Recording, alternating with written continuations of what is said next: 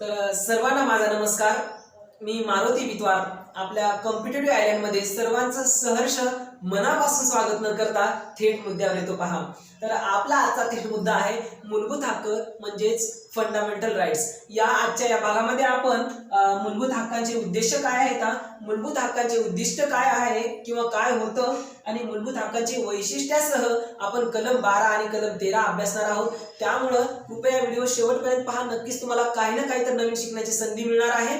तर बाकी सर्व कामं सोडून आपण फुली फोकस्ड फक्त 10 मिनिटं इथे लक्ष द्यावे। बबल्या, बाल्या आणि सोन्या या तिघांना पण कळकळीची विनंती आहे की थोडंसं आपली चॅटिंग बाजूला ठेवून आपल्या मूलभूत हक्कांच्या चॅटिंगसह म्हणजेच आपल्या मूलभूत हक्कांच्या गप्पाकडे थोडं लक्ष द्यावे। नक्कीच तुम्हाला याचा फायदा होईल अशी मी हमी देतो। तर मित्रांनो, आपण थेट मुद्द्याकडे येऊया।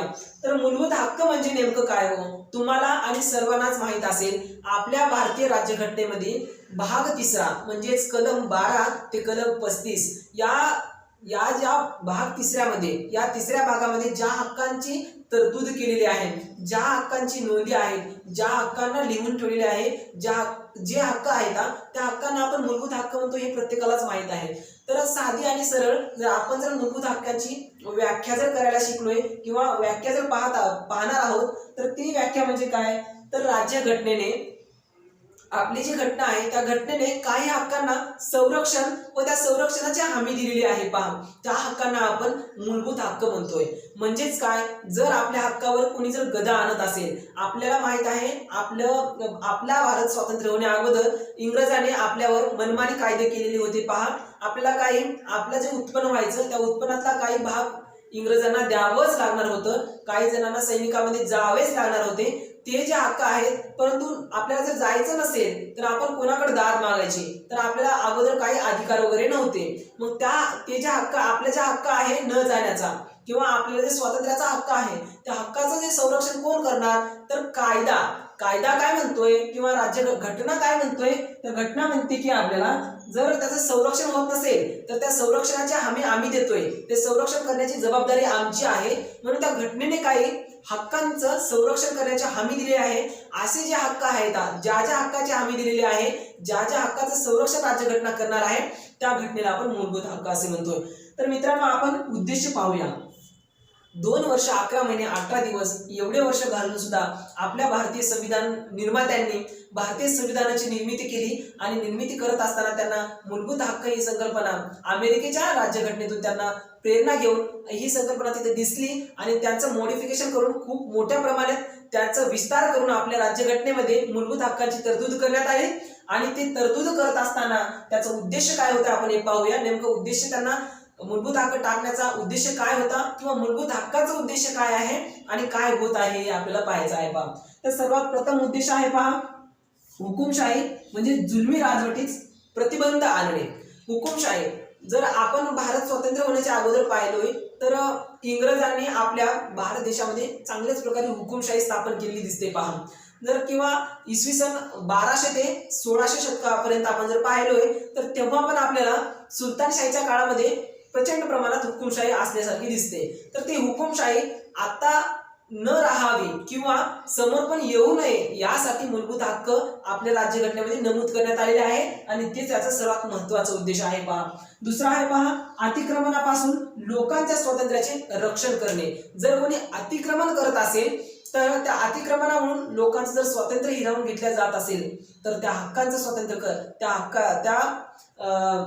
लोकांच्या स्वातंत्र्याचे रक्षण करण्याची जबाबदारी आपल्या राज्यघटनेने घेतली, म्हणजेच आपल्या मूलभूत हक्काद्वारे दिलेले आहे। आणि हेच उद्देश म्हणजे काय होतं, तर लोकांच्या स्वातंत्र्याचे रक्षण व्हावे हे एक उद्देश ठेवून आपल्या राज्यघटनेमध्ये मूलभूत हक्कांची नोंद करण्यात आलेली आहे पहा।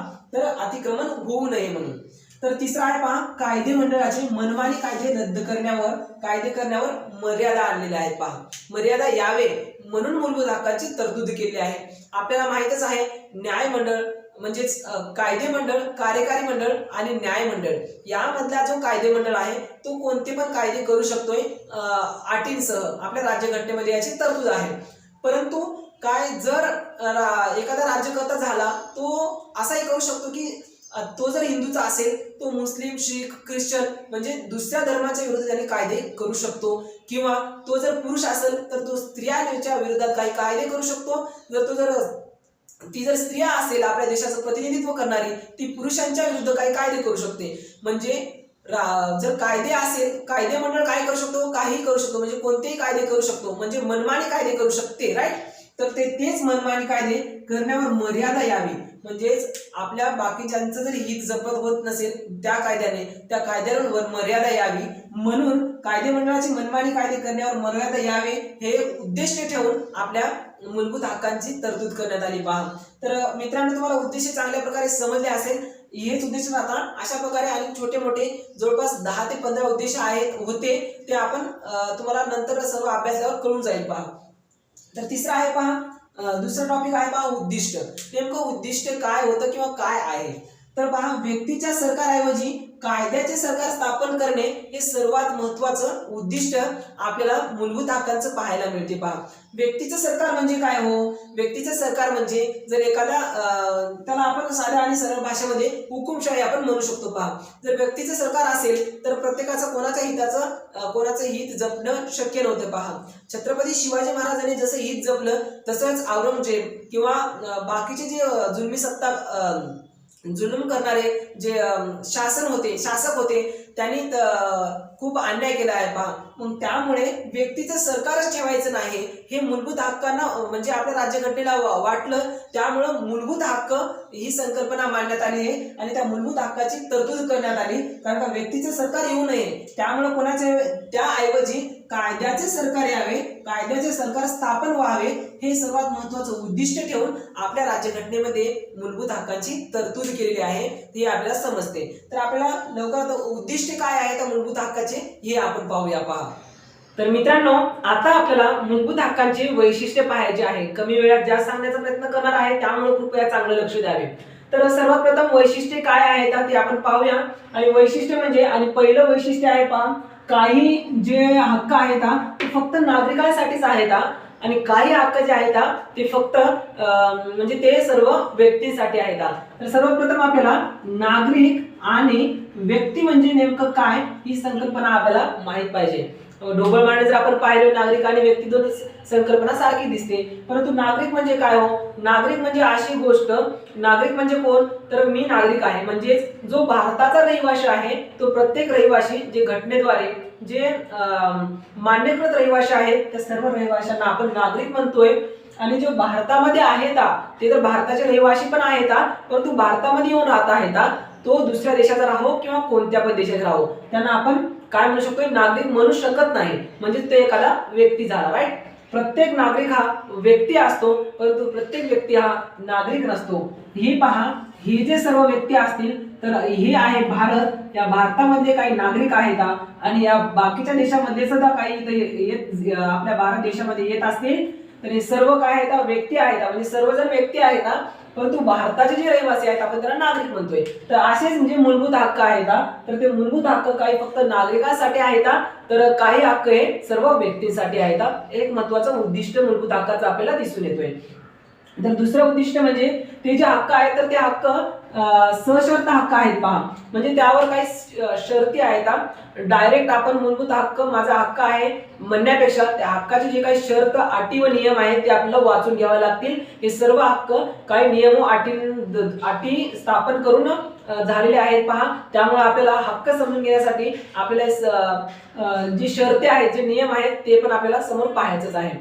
तर तिसरं आहे पहा, राज्य यावर बंधने घालू शकतो. पहा, असे नाही की हक्क आहेत म्हणजे आपल्याला सर्व अधिकार आहेत. यावर बंधने घालण्याचा अधिकार आपल्या राज्याला पाहायला मिळतो. म्हणजे राज्याकडे आहेत ते जे निर्बंध घालू शकतात, राज्य जे काही बंधने घालू शकतात त्यावर अटी आणि नियम आपल्याला पाहायला मिळतात. पहा, तर चौथा आहे पहा, पाचवा आहे योग्य किंवा अयोग्य हे कोण ठरवणार तर हे ठरवण्याचा अधिकार आपल्यालाच न्यायालयाला पाहायला मिळतोय. न्यायालय म्हणजेच कोणता, आपलं जर आपल्याला जिल्हा न्यायालयामध्ये, जिल्हा सत्र न्यायालयामध्ये जर आपलं हक्काचं संरक्षण होत नसेल किंवा हक्क योग्य आहे की अयोग्य आहे हे ठरवण्यास जर ते न्यायालय सक्षम नसेल तर आपल्याला उच्च न्यायालयात जाता येते. मग उच्च न्यायालयात जर त्याचा निकाल लागत नसेल तर आपल्याला सर्वोच्च न्यायालयामध्ये जाता येते. सर्वोच्च न्यायालयाचा जे फैसला असेल, जे निकाल असेल ते अंतिम मानले जाते पहा.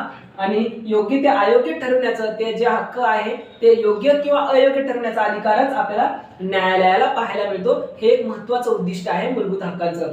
तर नेक्स्ट आहे पहा, बहुतेक हक्क जे आहेत ते राज्याच्या आपल्याला विरोधात पाहायला मिळतात.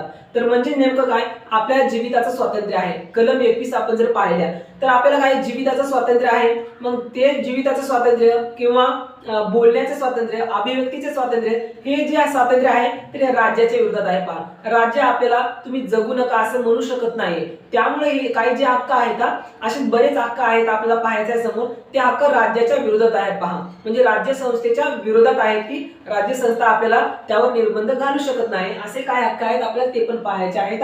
हे एक महत्त्वाचं उद्दिष्ट आहे. त्यानंतर आहे पहा, अंमलबजावणीसाठी आपल्याला थेट न्यायालयात जाता येते. म्हणजे जर आपल्याला अंमलबजावणी करायची असेल कोणाकडे भीक मागून किंवा कोणत्या मंत्र्याकडे जाऊन त्याची अंमलबजावणी होत नाही, तर याची अंमलबजावणी करण्यासाठी आपल्याला थेट न्यायालयात जाता येते. म्हणजे सर्वोच्च न्यायालयामध्ये पर्यंत आपल्याला जाता येते किंवा जायला पाहिजे. हे एक याचं वैशिष्ट्य आहे पहा. नेक्स्ट वैशिष्ट्य आहे पहा, बदल किंवा रद्द करण्याचा अधिकार फक्त संसदेलाच आहे. काही अटी काही शर्ती म्हणण्यापेक्षा आपण जी घटनेची मूलभूत चौकट आहे त्या घटनेच्या मूलभूत चौकटीला धक्का न लावता त्यामध्ये बदल करण्याचा अधिकारच नेमकंच आपल्याला संसदेला दिलेले आहे पहा. हे एक मूलभूत हक्काचं खूप मोठं वैशिष्ट्य आहे. कारण काळानुसार बदलत चाललेल्या परिस्थितीला पाहून आपल्याला त्यामध्ये बदल करावा लागतो किंवा काही हक्क रद्द सुद्धा करावे लागतील पहा. जसं की आपल्याला मूलभूत हक्क म्हणजे संपत्तीचा हक्क जे होता कायद्यान्वये मूलभूत हक्क म्हणून अगोदर समाविष्ट करण्यात आला होता, नंतर तो रद्द करण्यात आला म्हणजे परिस्थिती पाहून किंवा नंतर त्याच्या लक्षात आलं. मग त्यामुळं ते जर अधिकार आहे ते अधिकार आपल्याला नेमकंच आपल्याला संसदेला दिलेला पाहायला मिळतोय. आणि ते नेमकं कायदे रद्द कसे केले जाते किंवा कोणते कोणते हक्क रद्द केलेले आहेत ते आपण नंतर पाहणार आहोत. तर आपण थेट मुद्द्याकडे येऊया. तर नंतरचा आहे पहा, कलम 20 आणि कलम 21 वगळता आणीबाणीमध्ये काही हक्क आपल्याला रद्द करता येतील पहा. म्हणजे जर आपल्या भारत देशामध्ये किंवा घटनेद्वारे जर आणीबाणी जर जाहीर झालेली असेल तर कलम 20 आणि कलम 21 म्हणजेच कोणता हो, जीविताचा हक्क, जीविताच्या स्वातंत्र्याचा हक्क. तर तशी जी काही दोन हक्क सोडून बाकी सर्व हक्क आपल्याला आणीबाणीच्या काळामध्ये रद्द करता येतात. हे सर्वात महत्त्वाचं वैशिष्ट्य मूलभूत हक्काचं आपल्याला दिसून येते.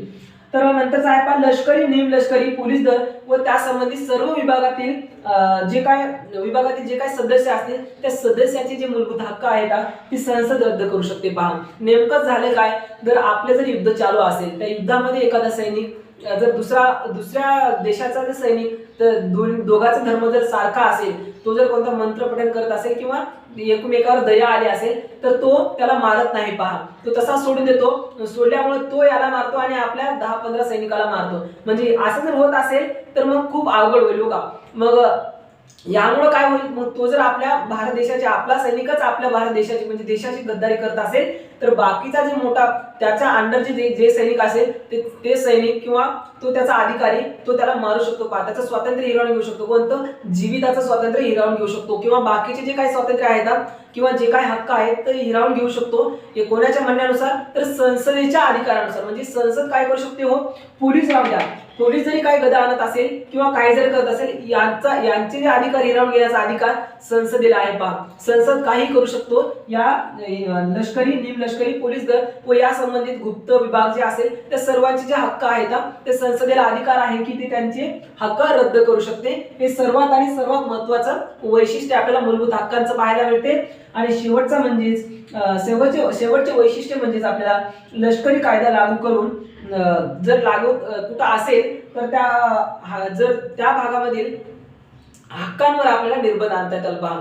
जर एखादा भाग आहे त्या भागामध्ये लष्करी कायदा लागू आहे. लष्करी कायदा म्हणजे काय हो, एखादा लद्दाख आहे किंवा एखादा POK आहे किंवा एखादा भाग आहे त्या भागावर जर युद्ध चालू असेल किंवा लष्करी भाग आहे म्हणजे तिथं कारवाया होत असतील, तिथं दंगली घडून आल्या असतील तर त्या भागामधील विशिष्ट लष्करी जर आपल्याला कायदे जर लागू असतील तर त्या भागामधील हक्कांवर आपल्याला ऑटोमॅटिकली निर्बंध येतात पहा ते घटनेनुसार. हे पण सर्वात महत्त्वाचं उद्दिष्ट आहे. मित्रांनो, आपण जास्तीत जास्त वेळ न घालता थेट मुद्द्याकडे म्हणण्यापेक्षा आपण कलम 12 आणि कलम 13 थोडक्यात समजून घेण्याचा प्रयत्न करूया पहा.